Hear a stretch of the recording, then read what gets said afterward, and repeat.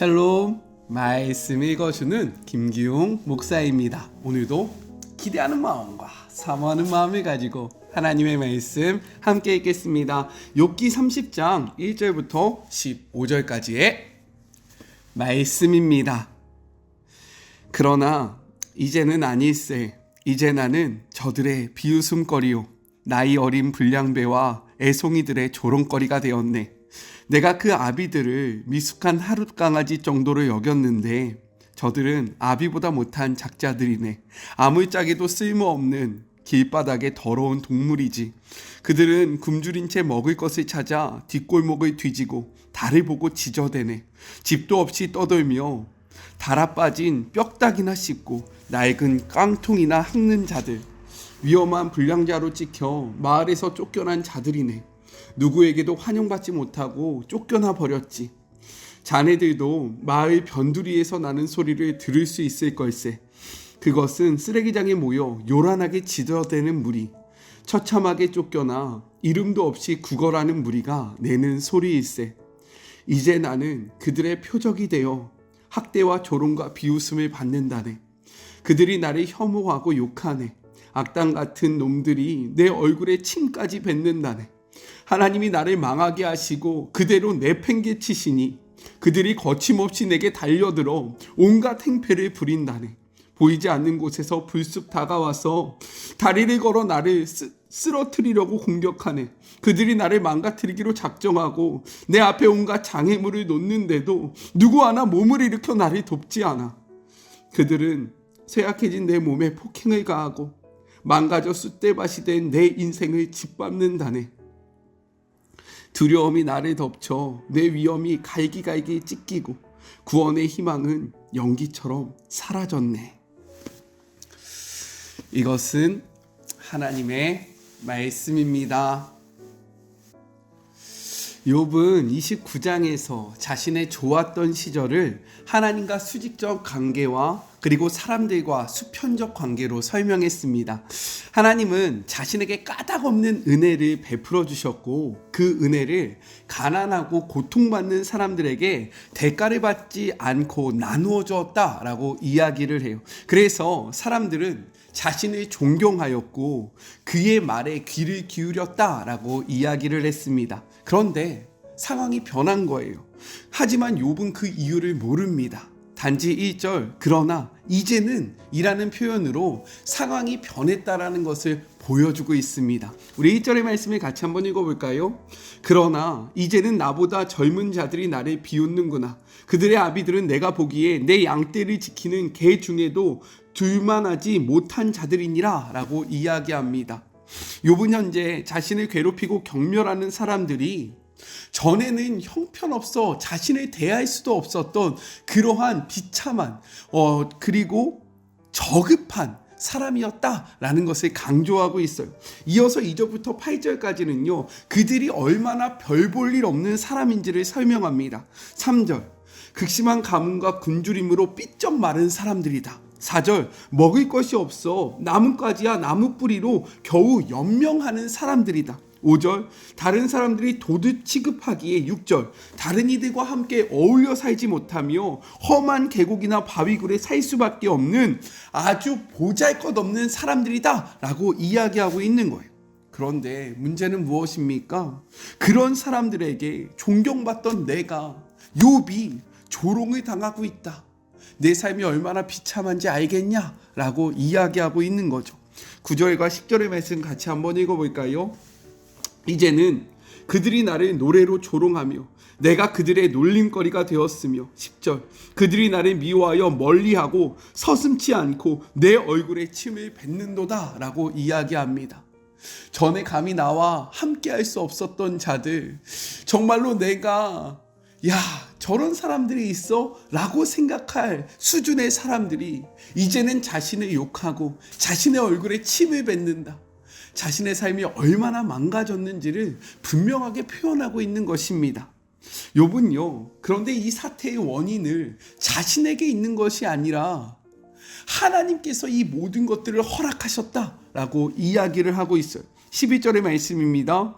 이는 하나님이 내 활시위를 늘어지게 하시고 나를 공고하게 하심으로 무리가 내 앞에서 굴레를 벗었음이라 라고 이야기합니다. 군인이 활시위를 늘어뜨리면 싸울 수가 없습니다. 그렇기 때문에 이 표현은요, 하나님이 욥을 무력하게 혹은 무장해제를 해서 싸울 수 없는 상태로 만드셨다라고 이야기하고 있는 거예요. 하나님께서 자신의 모든 권력과 위상을 빼앗으셨다라고 이야기하고 있는 겁니다.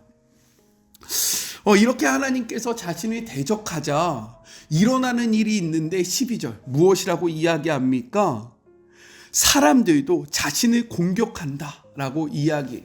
하나님께서 자신을 공격하니까 그 결과가 어떻게 됩니까? 사람들 역시 나를 공격한다라고 이야기하고 있는 거예요. 13절 공격을 받은 욥은 절망을 합니다. 왜요?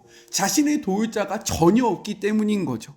자신은 참으로 많은 이들을 도왔고 어려운 자들을 구했고 그리고 눈이 없는 자들의 눈의 역할을 했으며 발을 저는 자들의 발의 역할을 했고 나그네들에게 먹을 것을 베풀어 주었고 위험에 처한 자들을 도와줬는데 정작 자신이 어려움을 당하자 나를 도와줄 사람이 아무도 없다라고 한탄을 하고 있는 겁니다. 14절부터 15절 욥은 적들의 공격에 노출된 성처럼 두렵고 떨린다라고 이야기를 합니다. 옛적에 누리던 품위와 채통이 구름같이 사라져버렸기 때문이다라고 이야기하고 있는 거예요.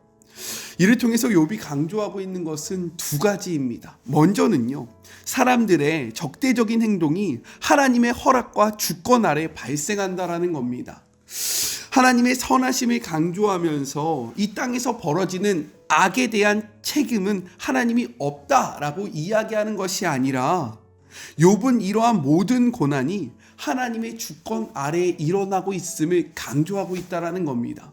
둘째는요, 하나님이 하시는 일과 사람들이 하는 일이 서로 분리된 것이 아니라 긴밀히 연결되어 있다라고 이야기하고 있어요.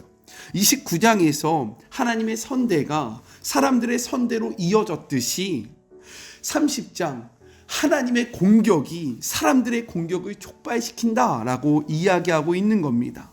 그렇게 이러한 욥의 탄식은요, 까닭없는 고난에 대한 하나님의 원망으로 볼 수도 있지만 동시에 하나님의 주권을 인정하는 믿음의 고백으로 볼 수 있다라는 겁니다. 아멘이십니까? 그렇다면 오늘 이 말씀을 통해서 우리는 무엇을 우리의 삶에 적용해야 할까요? 두 가지를 기억하셨으면 좋겠어요. 먼저 첫째는 우리의 삶에 까닭없는 은혜가 존재하듯 까닭없는 고난이 있을 수 있음을 우리는 기억해야 합니다.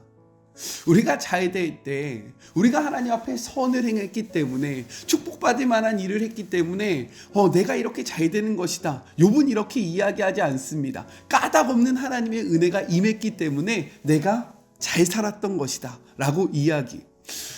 그랬듯이 지금 역시 까닭없는 고난이 나에게 임한 것이다. 내가 하나님 앞에 죄를 지었기 때문에, 내가 하나님과 멀어졌기 때문에, 내가 하나님 앞에 무엇인가 잘못했기 때문에 이 모든 고난이 찾아온 것이 아니라 까닭없는 은혜가 있는 것처럼 까닭없는 고난도 있다라고 이야기하는 것을 우리는 기억해야 합니다. 그렇기 때문에 우리의 삶에 있는 모든 고난들을 하나님이 우리를 향한 징계로 여겨서는 안 된다라는 거예요. 또한 다른 사람의 어려움을 저 사람이 하나님 앞에 죄를 지었기 때문에 그랬다라고 이야기해서는 안 된다라는 겁니다.